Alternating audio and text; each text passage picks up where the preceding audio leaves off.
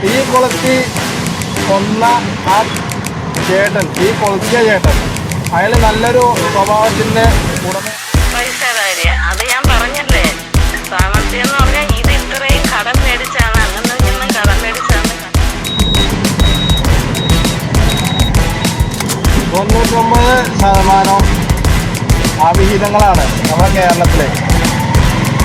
കാരണം നിങ്ങൾക്ക് അറിയാവുന്ന കാര്യം തന്നെയാണ്. ഇന്നലെ ഒരു ദുരഭിമാന കൊല ഉണ്ടായി റോഡിൽ വെച്ചിട്ട്.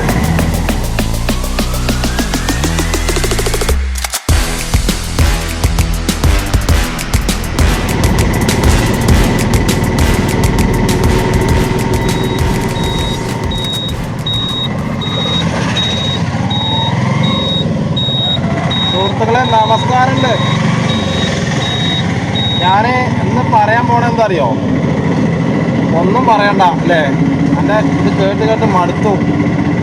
അങ്ങനെ പറയരുത് സുഹൃത്തുക്കളെ. കാരണം നമുക്കിങ്ങനെ സംസാരിച്ചിരിക്കാനൊക്കെ നിങ്ങൾ മാത്രമേ ഉള്ളൂ. വേറെ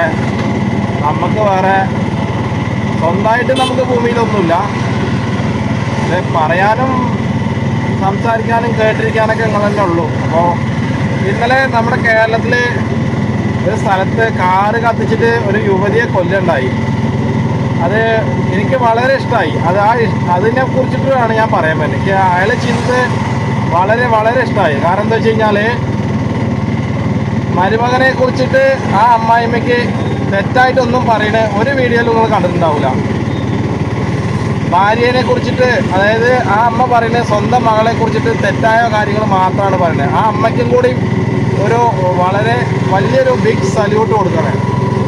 കാരണം ഇപ്പോഴത്തെ കാലത്തൊക്കെ നമ്മുടെ മക്കള് ഇല്ലെങ്കിൽ നമ്മൾ തന്നെ തെറ്റ് ചെയ്ത അതിനെ ന്യായീകരിച്ച് നമ്മൾ അറബിക്കടലും കടന്ന് 7ാം സ്വർഗത്തേക്ക് എത്തിയിട്ടുണ്ടാവും. അങ്ങനത്തെ നുണകളാണ് നമ്മുടെ വായിന്ന് സാധാരണ നമ്മൾ എന്തെങ്കിലും തെറ്റ് ചെയ്ത് കഴിഞ്ഞാൽ വരാറ്. പക്ഷെ ആ അമ്മ പറയുന്നതും കൂടി നിങ്ങൾ കുറച്ചേരം ഒന്ന് കേൾക്കണുണ്ടോ? അതൊന്ന് 3.5 ആയുള്ളൂ. എന്നിട്ട് അതൊന്നും ഞാൻ ആരടുത്തും പറയാൻ സഹിച്ചൊന്നും കഴിക്കത്തില്ല.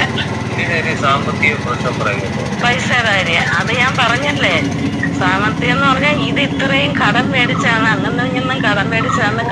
നിങ്ങൾക്ക് മനസ്സിലായിട്ടുണ്ടാവും എന്താണ് ആ സ്ത്രീയുടെ ഭാഗത്തു നിന്ന് വന്ന കാര്യങ്ങൾ, എന്താണ് തെറ്റെന്താണെന്നൊക്കെ.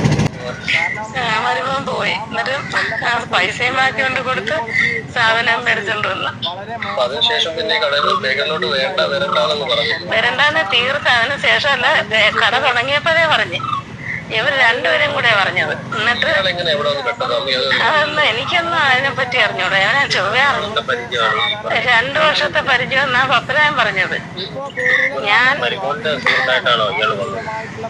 അല്ലല്ല, ഇവര് ഞാൻ പറഞ്ഞത് ഒരു വണ്ടി എടുക്കാൻ പോയി. വണ്ടി എടുക്കാൻ പോയപ്പോ ഇവര് വണ്ടിക്കൊക്കെ എടുത്തൊക്കെ കൊടുത്തുള്ള പരിചയമുണ്ട്. അന്നേരം ആ നമ്പർ എവിടെ കയ്യിൽ കിട്ടി. അന്നോട്ട് പിന്നെ അവര് കൂട്ടായി. അങ്ങനെയാണ് ഇത് ഇങ്ങനെ വരാൻ കാര്യം, അല്ലാതെ വേറെ വലിയ കാര്യമൊന്നും അല്ല. വിളിക്കുകയും പിന്നെ ബന്ധുവായതും പിന്നെ ഇങ്ങനെ പല വീട്ടിൽ മുമ്പൊക്കെ വരുമായിരുന്നു, ഇപ്പം വരത്തില്ല. മുമ്പൊക്കെ എന്ന് പറഞ്ഞാൽ കാറും കൊണ്ട് വരും. ചേച്ചി സാധനം എല്ലാം മേടിച്ച് വെച്ച് വാങ്ങും പറഞ്ഞിട്ട് ചേച്ചിയെ വിളിച്ചോണ്ട് പോകും.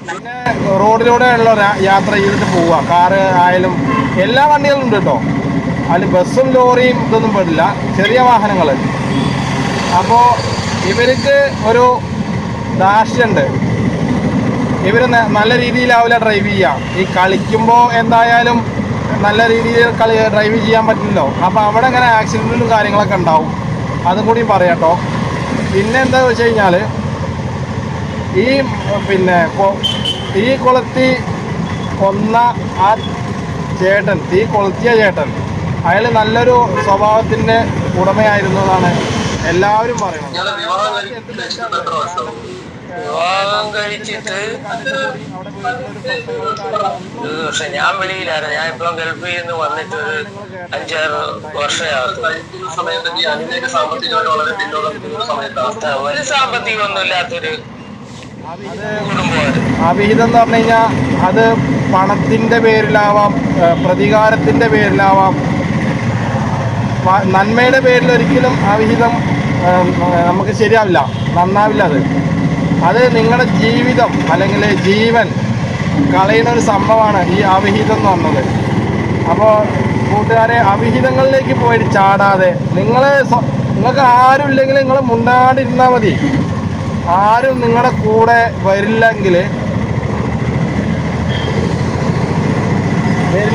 നിങ്ങൾ മിണ്ടാതിരിക്കുക.